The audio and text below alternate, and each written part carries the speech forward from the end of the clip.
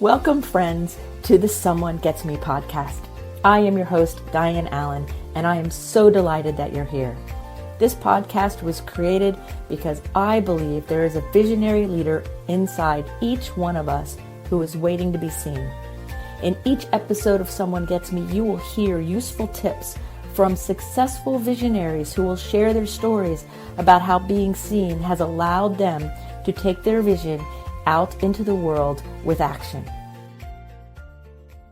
Your life is your story, and it pertains to all of us. Friends, it's Dianne here at Someone Gets Me on a very casual day after some travel and having a retreat and running a retreat, actually. And so there's been a lot happening. And so today we're doing a little bit more of a casual show because that is where I am. Casual.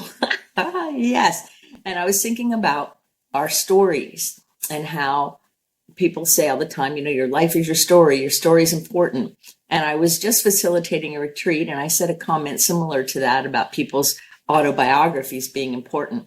And a couple different people in the audience kind of rolled their eyes or looked at me like theirs wasn't important. They didn't say that, but their look was that way. And then a little bit later on the next day of the retreat, I made a comment that all people have great value, even when we don't understand them. Got some eye rolls on that one too. So I thought I would talk a little bit about these kinds of things so that we have something to think about. So you can take the things I say, whether you agree with me or not, and then expand them into your own world. See how the things that maybe I mentioned that I may or may not personally agree with land on your heart. How are you influenced by your own story, your own autobiography? And how are you influenced by the autobiography or story of another? And let's start with that word, influenced, right? Because a lot of people, we did an exercise about influence, and most people thought it meant positive influence, even though I said it's a neutral word. And then some people thought it meant negative influence. And my intention was, and my description was, that influence is a neutral word. We can be influenced in any direction by anyone or anything. The question, or the better question, is about how are we influenced and are we aware of the influence? Like some people are being influenced all the time by people and they're not really paying attention to that influence. It's not priority on their mind. And other people are hyper paying attention to the influence. And so I think the balance is somewhere in the middle, depending on the situation. But the point I want to make is that once we start judging what we think another person's description or word or idea means without hearing it directly from them, we are judging in a way that isn't always helpful. I was talking to somebody who was saying they were judging themselves about, well, if I admit that I'm gifted, if I admit that I'm neurodivergent, then people are going to think I'm special or I'm different. And different by design does not mean that you walk around with the ego of I'm special. Different by design means you have a different brain development, a different brain chemistry, a different way of processing the world from other people, which is one of the reasons why I say being neurodivergent applies to just about everybody in different ways, depending on how we're using the word. But to say that somebody's gifted, like I know that I'm a gifted neurodivergent woman. I know that for sure, right? And that doesn't mean I think I'm special. It doesn't mean I think I'm different. It means that the way I process the world is variant in nuanced ways from others. And so you might be somebody who processes the world outside of the box of your current system, maybe. And so you would be considered different by design because the way you do it is different. It doesn't mean you think you're better than, it doesn't mean you are better than, and it doesn't mean somebody else is less than or better than. It's not a comparison game. This isn't that old school black, white, we have to compare in order to have our identity. We want to grow beyond that to understand that everybody has a story. Everybody has a life that has given them experiences. And it's the experiences and how we integrate and understand and apply the lessons from those experiences that will manifest in our life trajectory or in our route of life, if you will, what road we're going to take. You could have a hard life and then be really a bitter, kind of mean, cranky person, or you could have something hard happen to you and become even more compassionate and open and loving. Both of those options could come from the same thing, the same similar situation. It depends on how we integrate and process things in what we do as far as our own transformation. I find it often in people I'm working with in all kinds of venues, because I do a lot of different kinds of work with people, and I do work on myself. And it's interesting to me to watch a lot of different people out in the world do these things that are against, or they don't align, I guess is a better way to put it, with what they say they believe. So one of the questions I ask myself all the time is what I'm saying aligning? Does my face look like how my insides feel? Am I all lined up, or is it all just kind of disjointed? How is that? Because if we say one thing and then we're acting really fragmented, we say, oh, I'm grounded, but you're acting fragmented, there's a disconnect somewhere. And that's not to judge it as good, bad, right, or wrong. It's about awareness. I think the most important thing for us as neurodivergent humans is to have awareness of how we interact with others, awareness of how we speak to others, awareness about all of these other things that I think matter.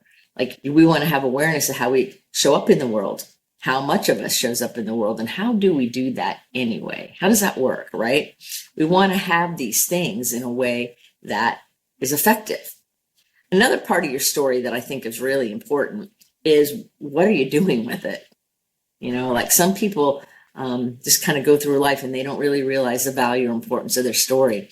I've suggested to a couple people recently to use their story as the storyline, if you will, for either a book or articles or something, because their story is compelling. The things they see, the things they understand, the way they process things is beautiful and remarkable. And I believe that if it's shared with others, it will give others permission to be their authentic, remarkable self. And so I keep encouraging people, tell your story, whether it's in a book or whether it's one of those books where it's like a memoir or like a fiction that's based on real life. It doesn't have to be outright your autobiography, but how are you honoring your story? Are you telling it to people in safe ways?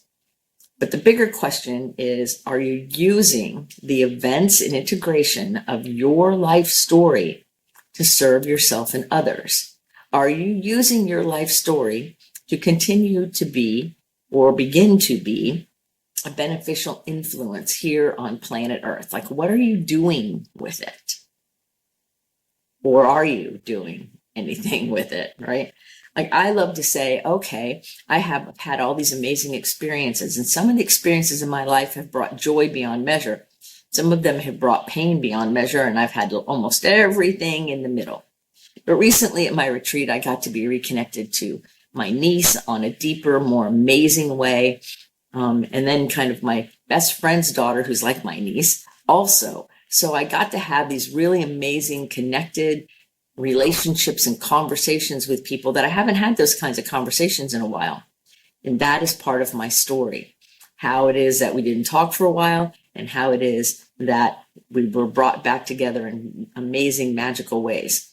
And so those stories ought to be told, because there's people probably listening to this podcast that feel estranged from people they love, or maybe that feel alone, wanting people that they love and care about to care about them too, or to engage with them somehow. And so what I did was I opened the door. That's all I did. I opened the door to my niece to say, hey, come visit me. And she said yes and came. And I did it to my friend's daughter, who's my other niece too. And I said, hey, I'm here, come visit me. And within a few hours, she was there. So by opening the door and giving permission to the people, places, and things in your life to bless you and to be with you and to connect with you and grow with you, opening that door gives that other person lots of freedom to be able to decide how and when they want to engage or not. Like, if either one of them would have said no, I still would have loved them. The love doesn't change with a yes or no. The care doesn't change if I see you every day or once every 10 years. But how are you letting your story unfold in a meaningful way? How are you inviting in others that are meaningful to you to be part of your story, even more enhanced, right? Like how are you doing that? And are you allowing yourself to receive the beauty and goodness and love that comes from connection, both with yourself and others? It's really quite amazing when you think about it. And of course, we can look at any part of our story and see those things, because it's so funny because I watch people in food. Food is a really fun thing. You know, if you go have dinner with a bunch of people you don't know real well, or even your own family, or go by yourself and watch other people, you know, in restaurants and things. And you can see people that have relationships with food. Some people have a loving relationship with food and they appreciate the yumminess of things. And some people just gobble it down and I don't even know if it hits their taste buds, right? Some people like simple food. Some people like exotic food. Some people like all food. And so our relationship with food helps us see where we are as far as having internalized unresolved grief or pain going on. And so it gives us like a barometer, I guess is a better way to say it, of being able to tell if our pain level's high. If our pain level's high, we're gonna often either restrict food or eat too much or eat too fast. Something's not gonna have a nice pace. There won't be this flow and pace and beauty. However, if complicated unresolved grief is not running the show, then often we eat at a nice pace and we enjoy our food and we chew it properly and we breathe when we're eating and all of the things that are natural, normal, human ways to express ourselves. And so I want to encourage you to take a minute and look at your story. Look at, experience, maybe even journal a little bit about your story. And then ask yourself, how can I integrate all these things to then even enhance further my beneficial presence? How can I be that light in a world that is seeking your light? See, you're not here by accident. You're not listening to me by accident. This is a very important thing. We're all in this world together doing these amazing things. I had this great retreat where I got to facilitate all these really cool, different by design, neurodivergent adults through some exercises. They were even surprised. I had a couple of people say, I've done a lot of these things, but I've never done the things you've had us do. Well, that's because I've used my autobiography and my ability to synthesize and integrate to bring experiences in a custom way for people that can never be repeated again. I had people ask me to record the whole thing. And I'm like, I could, but it doesn't work, because what happens in the way we intuitively and energetically work together, it has to do with who's in the room and what the flavor of things are. So if you miss this retreat, you'll have to come to the next one to really experience it. But it was so beautiful to be in a situation and be in a time apart from everyday life, to meet new people that I've never met before, to reconnect with people that I know quite well, to honor people who also presented, and most importantly, to honor all of us as individual human beings here on planet Earth, yearning to transform and bring even more goodness to the world. So it really warms my heart to pay attention to the stories, right? So I took some time and rested a little bit, and I'm still processing the beauty of everyone's stories. And then I started thinking about Someone Gets Me and how it all came about and how much I've yearned in my younger years to have someone get me, and how coming out of this retreat, I've connected with new people in my life that get me in a way that I've been yearning for a long time. And there were some other events that had they not happened, those people wouldn't have been there for me to connect with. So all the events that I was in control of and not in control of came together to allow for an experience that was beyond my understanding, that was more than I anticipated. And yes, there were rocky roads and ups and downs. That always happens. But the point is, when you look for the lesson, when you look for the good, when you seek out those things that you know can enhance and make life better, your story becomes uplifted. That's how it works. So at Someone Gets Me, my goal is to make sure that nobody leaves me feeling unheard or uncared about, that you have a place here that's safe, that is sacred, and that I put a lot of energy into, because I really believe that you deserve to be heard and understood. So here on the podcast and in the Someone Gets Me Facebook group, you have that safe place. You can always make a get to know you call with me, and I'm happy to talk to you and just hang out and spend time or answer questions, whatever you'd like. Because my goal since I was in high school is to listen to you and hear not only what you're saying, but what you're not saying.